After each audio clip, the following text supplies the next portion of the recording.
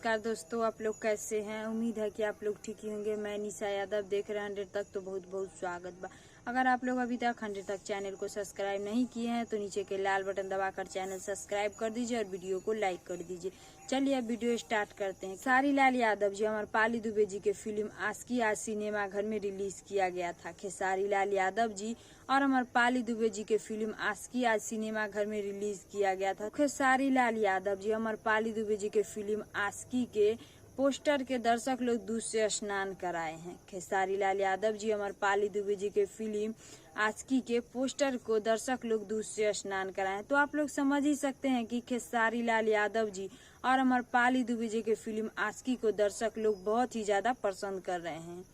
खेसारी लाल यादव जी अमरपाली दुबे जी के फिल्म आशिकी को दर्शक लोग बहुत ही ज्यादा पसंद कर रहे हैं। अगर आप लोग अभी तक खेसारी लाल यादव जी अमरपाली दुबे जी के सुपर डुपर हिट फिल्म आशिकी को नहीं देखे हैं तो आप लोग भी जाइए आपके नजदीकी सिनेमा घर में और खेसारी लाल यादव जी अमरपाली दुबे जी के सुपर डुपर हिट फिल्म आशिकी को देखिए और देखकर नीचे कमेंट बॉक्स में बताइए कि आप लोग को देखने में कैसा लगा। जिन दर्शक लोग अभी तक खेसारी लाल यादव जी अमरपाली दुबे जी के सुपर डुपर हिट फिल्म आशिकी को देख लिए उन दर्शक लोग को बहुत बहुत धन्यवाद। तो आप लोग को यही छोटा सा जानकारी बतावे के रहे, तो इस जानकारी के बारे में का राय बा, का विचार बा, नीचे कमेंट बॉक्स में बतलाएं। फिलहाल में इतने, फिर से मिलेंगे अगले वीडियो में। जय हिंद, जय भोजपुरी।